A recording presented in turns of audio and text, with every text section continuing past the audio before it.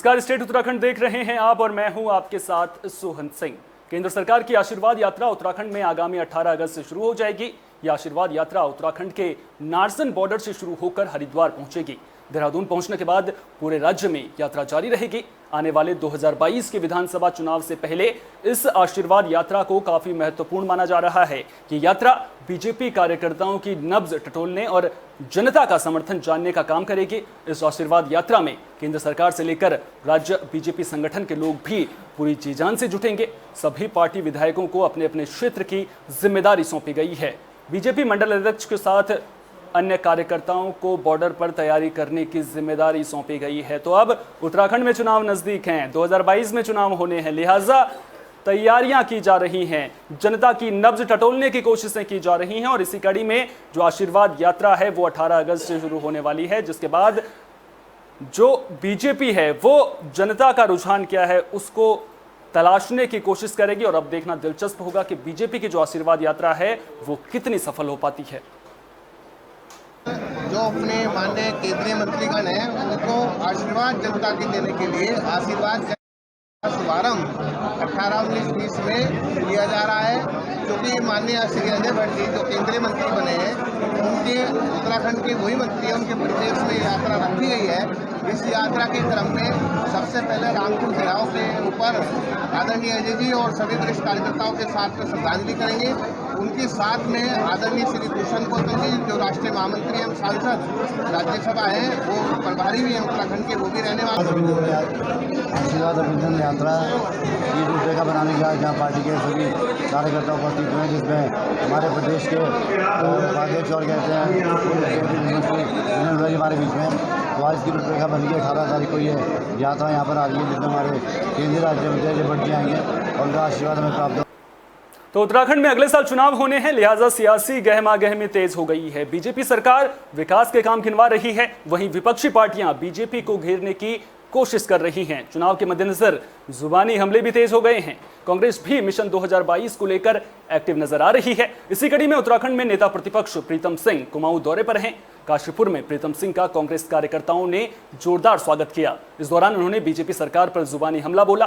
उन्होंने कहा कि बीजेपी ने उत्तराखंड को मुख्यमंत्रियों की प्रयोगशाला बना दिया है और 3 अलग अलग मुख्यमंत्री बनाकर जनता पर बोझ डालने का काम किया है। तो अब चुनाव है, लिहाजा सियासी गहमागहमी पूरी तरह से तेज नजर आ रही है।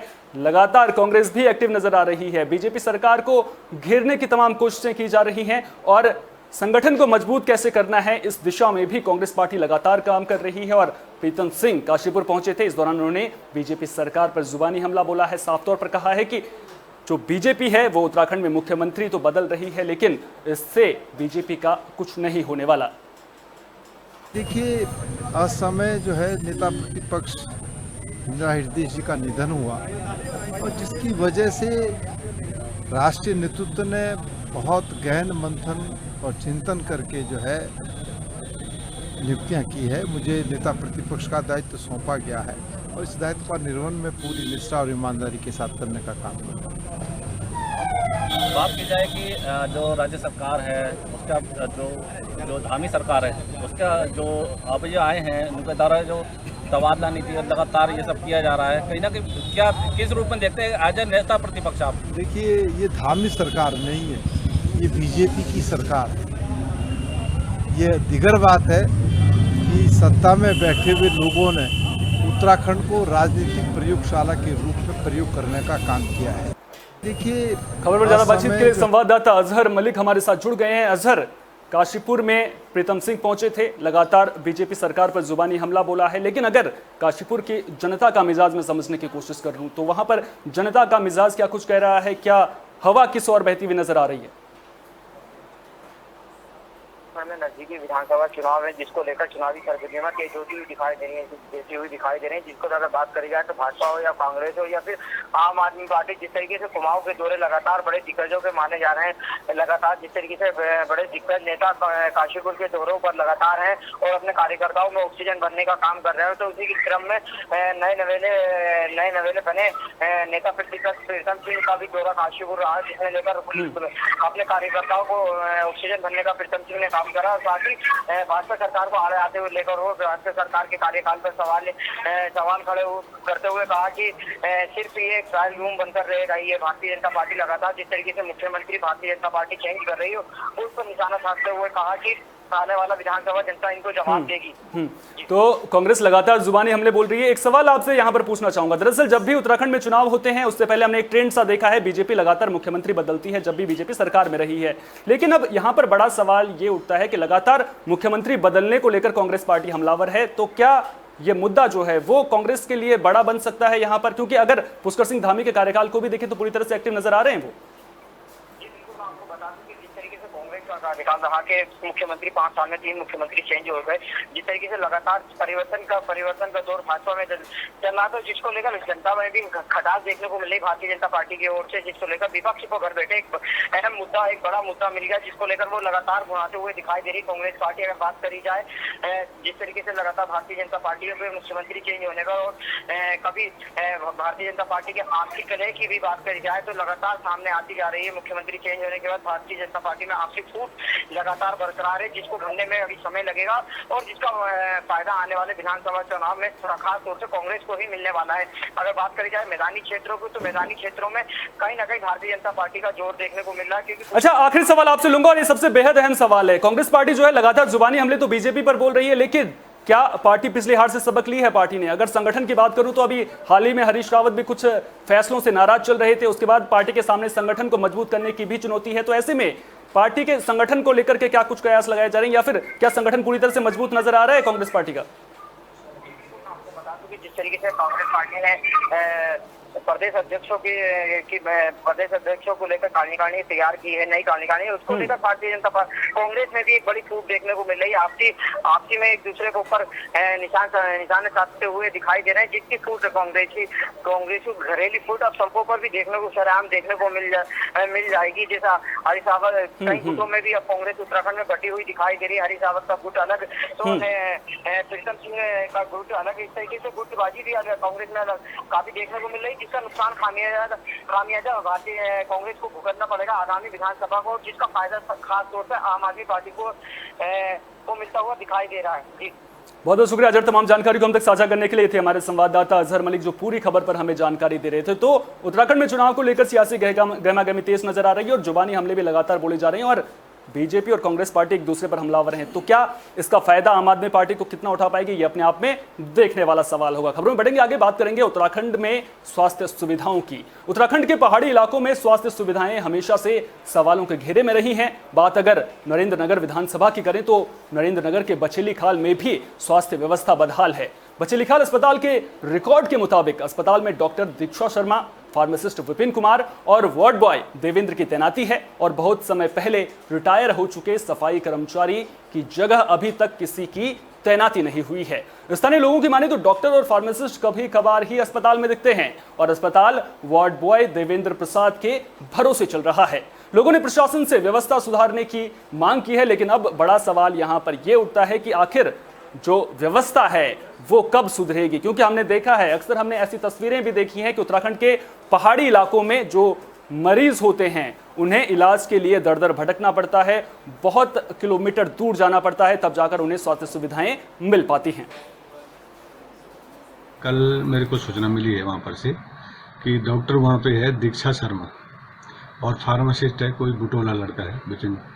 तो मैं जब मेरे को ये सूचना मिली है कि यहाँ पे दोनों नहीं है, बड़ोनी से बाहर तब मेरी बात हुई थी, तो मैंने दोनों को बड़ोनी से पूछ के पता चला कि उनके डॉक्टर की तो अभी पता चला कि बच्चे की तबीयत खराब थी। मैंने उससे टेलीफोन पे बात की थी और फार्मासिस्ट का कल स्विच ऑफ था। तो मैं आज उनका स्पष्टीकरण करके और मैं अग्रिम आदेश जो आगे कार्रवाई होगी तो जो उनके अगर स्पष्टीकरण प्रमाणिक नहीं हुआ तो मैं आगे कार्रवाई करूंगा, लिखूंगा उसमें और वेतन रोकूंगा मैं उनका अग्रिम कार्रवाई था। डॉक्टर का काम जो है वो एक एएनएम करेगी, एएनएम का काम करेगी, वार्ड बॉय करेगा डॉक्टर का काम। अपनी ड्यूटी ढंग से नहीं करते, ऋषिकेश में बैठे बैठे अपना ड्यूटी निभाना चाहते हैं, तो ये बहुत दुख होता है कि ऐसे पढ़े लिखे इतनी डॉक्टर जो है एजुकेटेड, बहुत हायर एजुकेटेड देश में एक हायर एजुकेशन मानी जाती है डॉक्टर की, जब डॉक्टर इस तरीके से गद्दारी करेंगे जनता के साथ, ये तो बहुत ज्यादा नाइंसाफी। कुछ तो हमें नेताओं ने मार दिया, कुछ ऐसे पढ़े लिखे डॉक्टरों ने मार दिया। कल मेरे को सूचना मिली है वहाँ पर से कि डॉक्टर वहाँ पे है दीक्षा शर्मा और फार्मासिस्ट है कोई बुटोला लड़का है बिपिन। तो अस्पताल तो बना दिया गया है लेकिन वहां पर डॉक्टर ही नहीं है और जो अस्पताल है वो वार्ड बॉय के भरोसे चल रहा है। जो तस्वीरें निकलकर सामने आ रही हैं वो हैरान करती हैं, परेशान करती हैं। सरकार तो अपनी ओर से पूरी कोशिशें कर रही है, लगातार अस्पताल बना दिए गए हैं, लेकिन प्रशासनिक व्यवस्था पूरी तरह से लचर नजर आ रही है। और ऐसे में देखना दिलचस्प होगा कि जो इंतजामात हैं वो आखिर कब तक दुरुस्त हो पाते हैं, क्योंकि इंतजामातों का दुरुस्त होना बेहद जरूरी है, तभी लोगों को बेहतर स्वास्थ्य सुविधाएं मिल पाएंगी।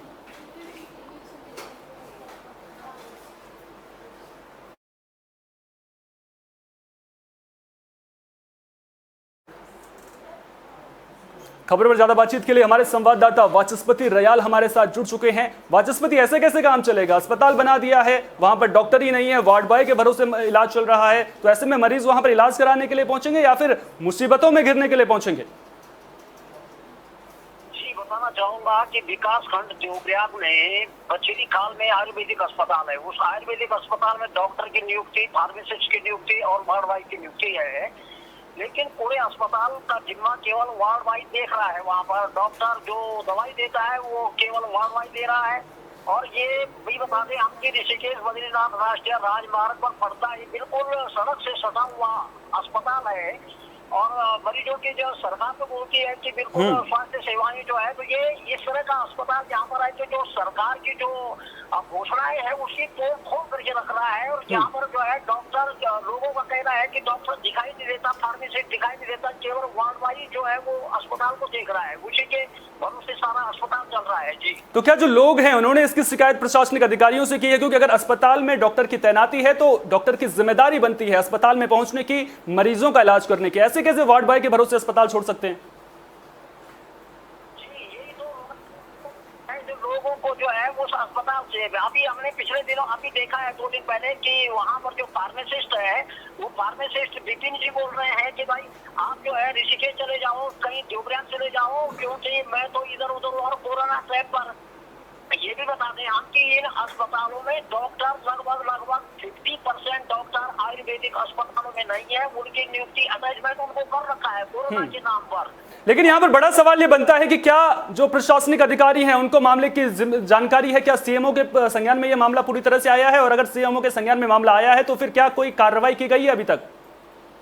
आयुर्वेदिक अस्पताल में जो यहाँ पर जो रमेश प्रसाद नौटियाल जो यूनानी अधिकारी हैं जिले के, आयुर्वेदिक अधिकारी, उनसे लोगों ने वार्ता की है। उनका कहना है कि अगर अस्पताल में डॉक्टर इस तरह से लापरवाही करता है, फार्मासिस्ट नहीं रहता है, तो उनकी तनख्वाह बंद करने का कार्रवाई की बात हम करेंगे। मेरी बात तो उनसे हुई है अभी कल जो है, उन्होंने कहा है कि हम इस पर कार्रवाई सुनिश्चित करेंगे। जी, बहुत बहुत शुक्रिया तमाम जानकारी को हम तक साझा करने के लिए। थे हमारे संवाददाता वाचस्पति जो पूरी खबर पर हमें जानकारी दे रहे थे। तो प्रशासनिक अधिकारी कार्रवाई की बात तो कर रहे हैं, लेकिन अब कार्रवाई कब होगी ये अपने आप में बड़ा सवाल है। खबरों में बढ़ेंगे आगे, बात करेंगे धारचूला की। दरअसल अवैध रूप से भारत में एंट्री करने वाले नेपाल के युवक की मौत का यह मामला है, जिसके बाद तफ्तीश के लिए नेपाल की जांच टीम भारत पहुंची है। तो काली नदी को तार के सहारे पार कर भारत में अवैध रूप से प्रवेश करने वाले नेपाल के युवक की मौत हो गई है। मामला धारचूला के गस्कू का है। दरअसल युवक रस्सी से फिसलने के बाद नदी में बह गया था। भारतीय सेना पर आरोप लगे हैं कि जब युवक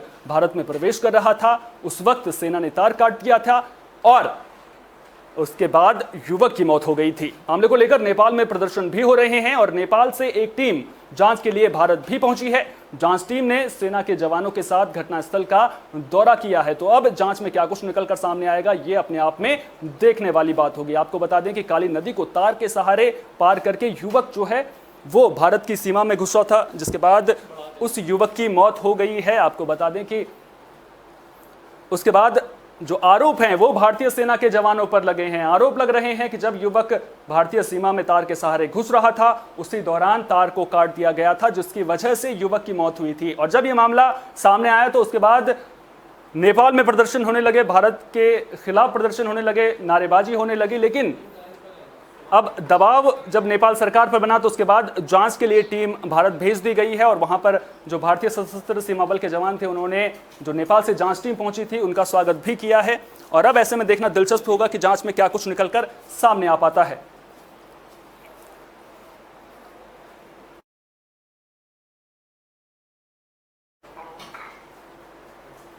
खबर पर ज्यादा बातचीत के लिए संवाददाता नदीम परवेज हमारे साथ जुड़ चुके हैं। नदीम, नेपाल से जांच टीम तो पहुंची थी, लेकिन क्या कुछ जांच में निकलकर सामने आया, क्या कुछ जानकारी मिल पाई इस बारे में? जी, जांच टीम में नेपाल के जो सचिव लेवल के अधिकारी थे वो यहाँ पर आए थे और एसएसबी के साथ ज्वाइंट उन्होंने जांच की है। उसके बाद अभी ऐसा कोई निष्कर्ष उन्होंने निकाला नहीं है कि जांच में आखिर ये जो रोप कट के आदमी जो नदी में बह गया था जिसमें एसएसबी के ऊपर आरोप लग रहा था, उसमें अभी कोई भी तथ्य उन्होंने अभी मीडिया को शेयर नहीं किया है। अब देखना है कि जांच का क्या निष्कर्ष निकलता है।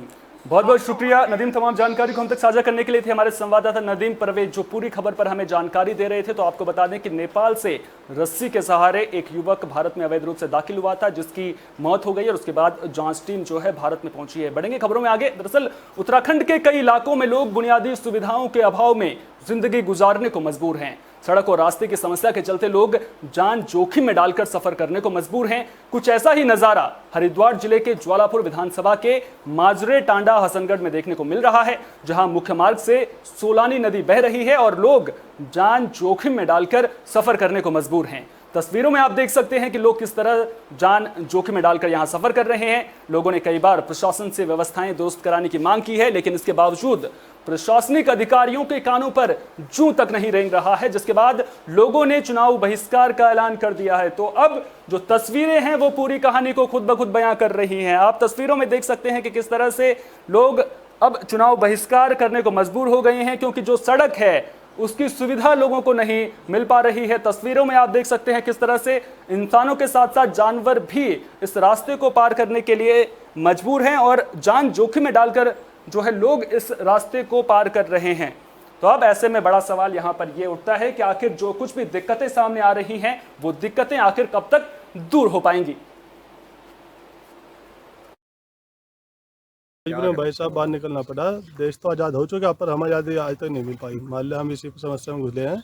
चारों तरफ जो है पुल बन चुके हैं, पर हमारा जो मुख्य मार्ग है यहाँ से आगे आधा दर्जन गांव जुड़े हुए हैं। मतलब परेशानी है कि किसी को मतलब बीमारी में आने या दुकान पर जाने वालों बच्चों को परीक्षा के लिए जाने, स्कूल जाने के लिए समस्या है। यही रास्ता है, यही मुख्य रास्ता है जो आधा दर्जन गाँव आगे इस पर और भी है।